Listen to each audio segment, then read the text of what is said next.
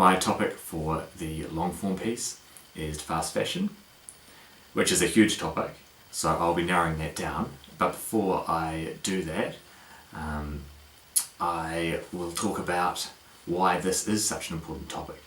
It's such an important topic because it's something that everyone does. Everybody wears clothes. Well, at least most people do. It wasn't actually until quite recently that I became interested in the topic of fast fashion. I remember last year I bought myself a pair of pants from a surf kind of skate shop. Yeah. I remember assuming, because I'd paid a bit more for them than I normally would, that they had been ethically made.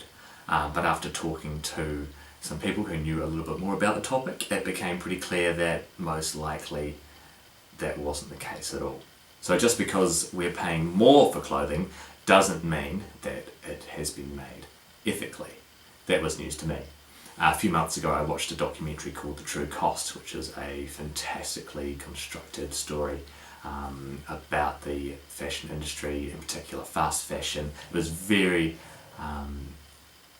well done.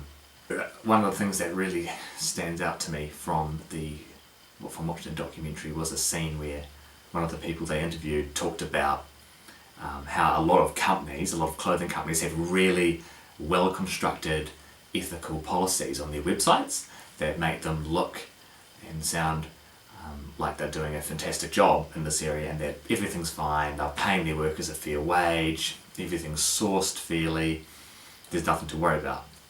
But she argued that in a lot of cases this isn't the case, and that is my hunch for this story.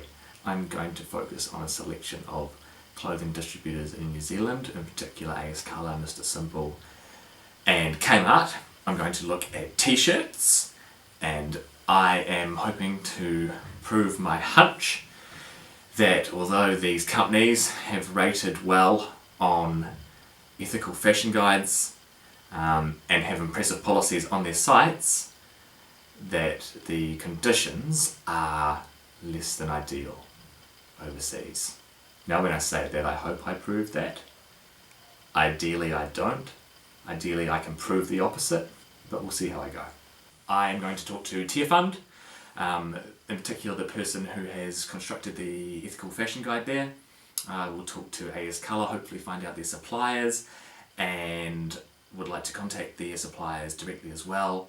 My dream, this is the goal, to talk to some of the factory workers in the factories they get their garments from.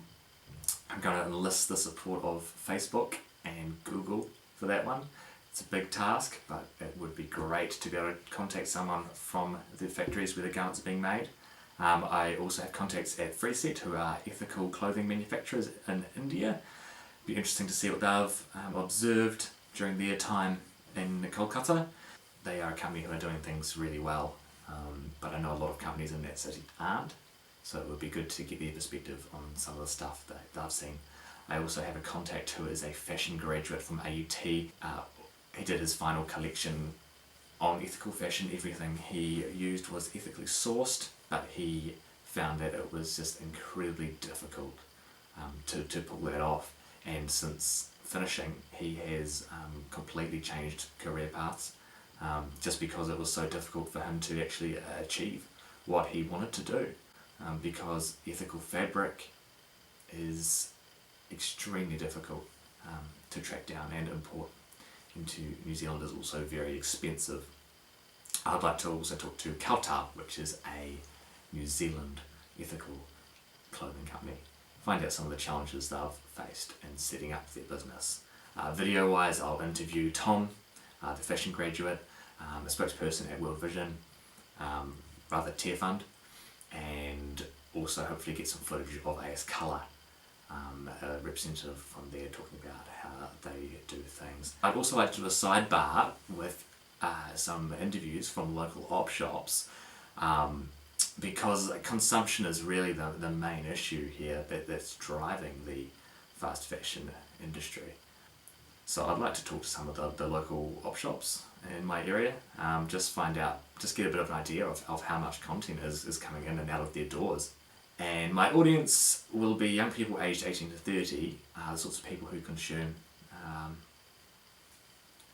Yeah, just bloody, yeah, there's those bloody youngsters who just consume so much.